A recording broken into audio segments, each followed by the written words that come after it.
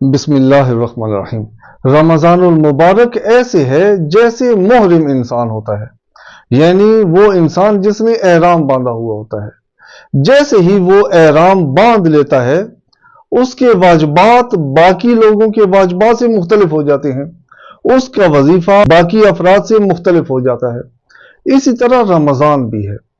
رمضان میں انسان پر جو عام دنوں میں چیز مباح ہوتی ہے، رمضان میں وہ چیز انسان پر حرام کر دی جاتی ہے۔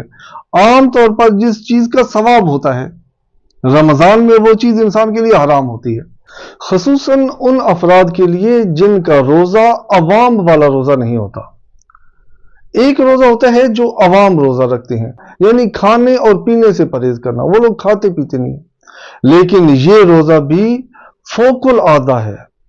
امام جعفر صادق علیہ السلام کا فرمان ہے، روزہ وہ عبادت ہے جو گزشتہ انبیاء کی ریاضت تھی، یعنی خدا نے گزشتہ انبیاء کی جو خصوصی ریاضت تھی وہ اس امت کے لیے عبادت قرار دی ہے، وہ اس امت کو خدا نے تحفے کے طور پر دی ہے۔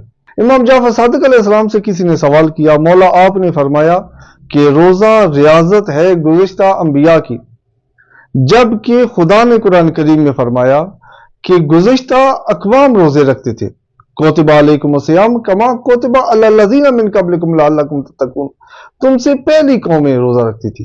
امام علیہ السلام نے فرمایا کہ پہلی قوموں سے مراد پہلے انبیاء ہیں، ان کی عام افراد روزہ نہیں رکھتی تھی، امت روزہ نہیں رکھتی تھی، بلکہ انبیاء روزہ رکھتے تھے۔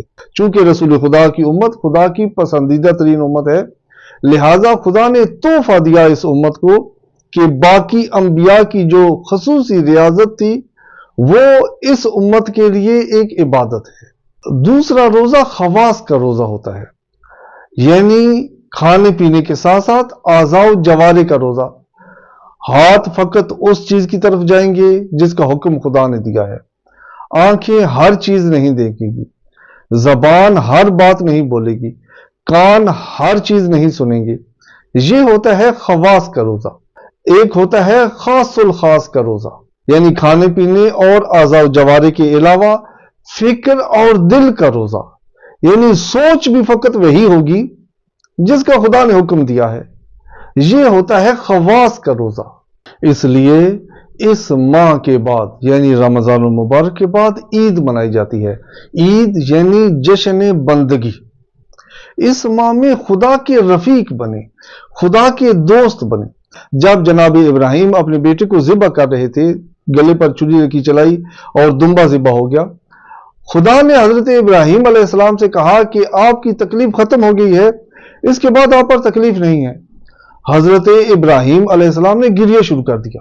حضرت ابراہیم علیہ السلام نے کہا کہ خدایا، کیا تو یہ دیکھتا ہے کہ میرے اندر لیاقت ہی ختم ہو گئی کہ آپ نے مجھ سے تکلیف ہی اٹھا لی؟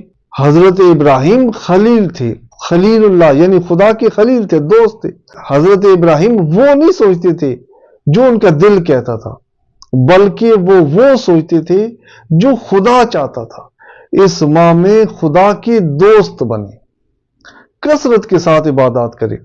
جب آپ دیکھیں کہ ناممکن کام آ گیا، آپ کا مسئلہ حل نہیں ہو رہا، پریشانی بڑھ گئی ہے، رسول خدا صلی اللہ علیہ وآلہ وسلم نے فرمایا قرآن کریم کی کوئی سی 100 آیات پڑھیں، اس کے بعد خداوند متعال سے دعا مانگے۔